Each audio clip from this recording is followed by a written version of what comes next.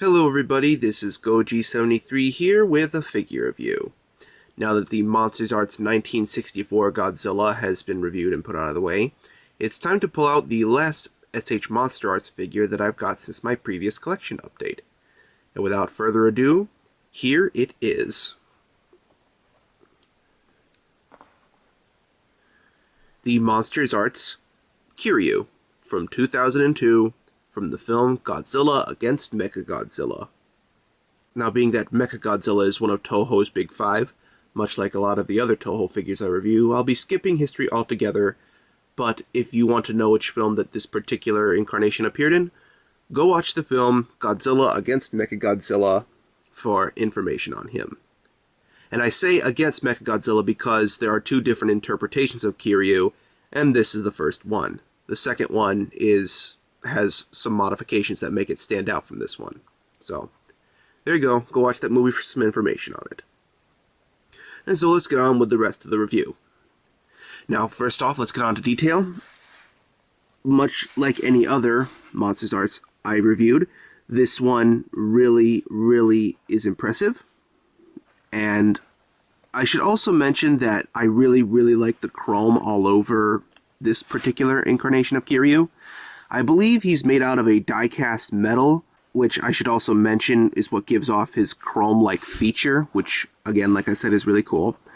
And when I say die-cast, I should also mention that because of the die-cast metal, he is very solid. Like, of course, all the MonsterArts are made of a very sturdy material, but with Kiryu, his is definitely one of the hardest in the series. So, that's one thing to say about him. But yeah, just looking back on everything here, everything just looks really nice. I should also mention that there are little compartment features on the side of Kiryu here that if you open up, and I hope I can open up this one to at least demonstrate, he has little rockets underneath. So like, here's one. Little rocket features, which is a really interesting feature that Kiryu actually possesses in the movie. So, that's something really cool of MonsterArts to put in here. And this one also opens up too, but it's a lot more pushed in, so unfortunately I can't access that one. I just put this one back. And if you're wondering, since he does have those side rockets of his, does he have the Absolute Zero cannon? And the answer is yes, he does. It is right in here, and I hope I can actually open him up. If not, I might have to get a butter knife to open him up. Excuse me just 1 minute.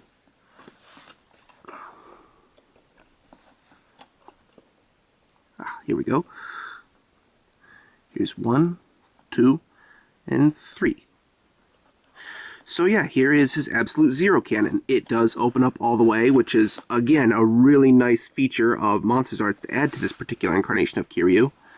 So, that's cool there. One thing I should kind of sort of nitpick, though, is that the compartments to open up these features to Kiryu is very thin. And like I mentioned earlier, I thought I would have to get a butter knife to open up this guy, but fortunately I didn't, because that's how small those particular compartments are to open up on him. But apart from that, the features are really nice. Again, the die-cast metal on this figure is very nicely detailed. I really like the chrome texture of it. And so, yes, that's it for detail. Really nice.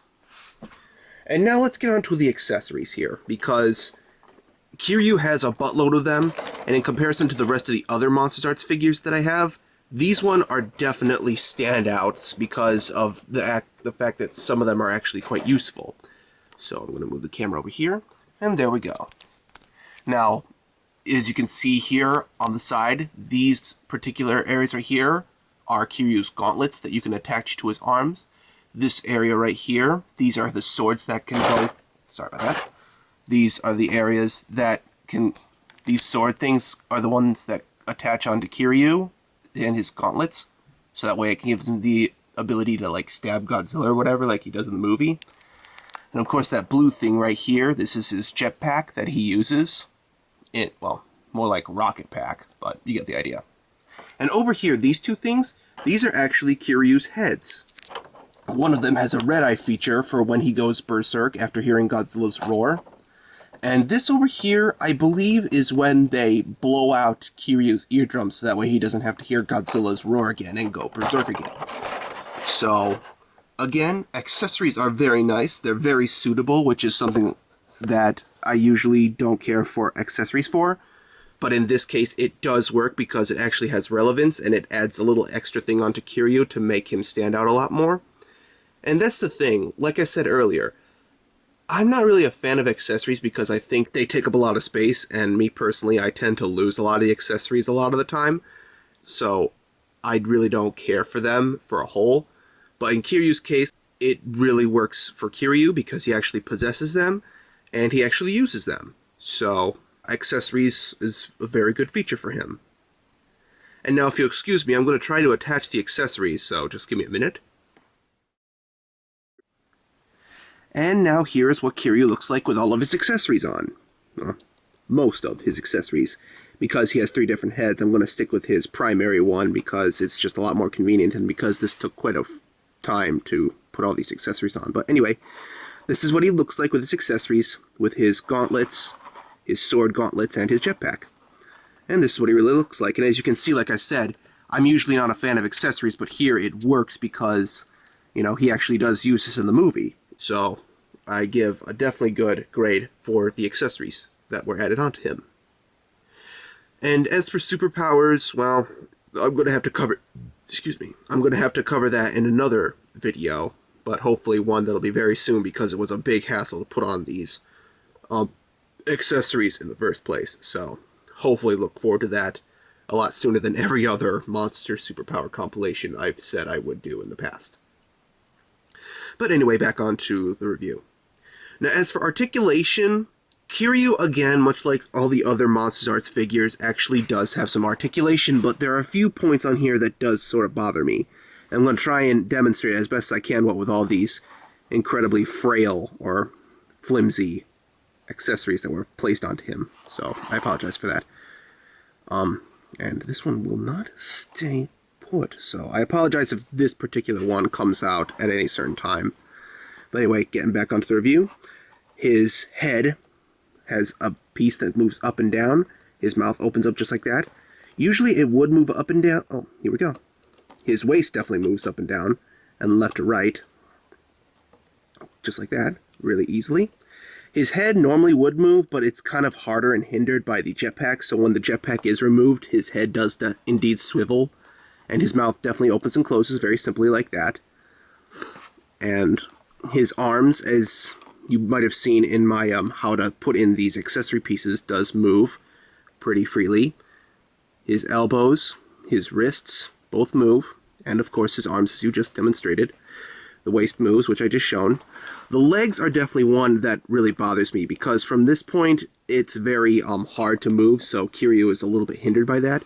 But his knees definitely move, and his feet definitely move, as from what I've read in certain more professional reviews.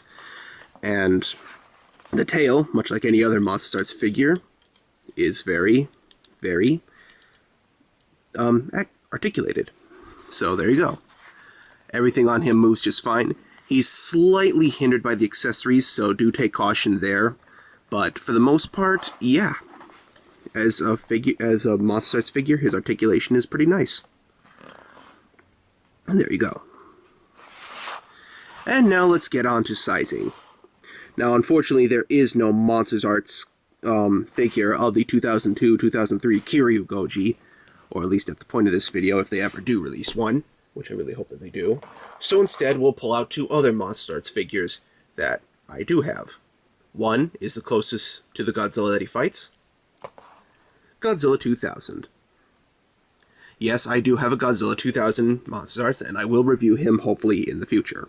But anyway, as you can see here, Kiryu kind of sort of towers over Godzilla, but that's okay in this particular case, because in the movie, Godzilla actually is shorter than Kiryu. Kiryu is a little bit taller than Godzilla, but maybe it's best I put on another figure to sort of demonstrate, but I just wanted to show this off because 2000 is the closest to the Godzilla that he fights.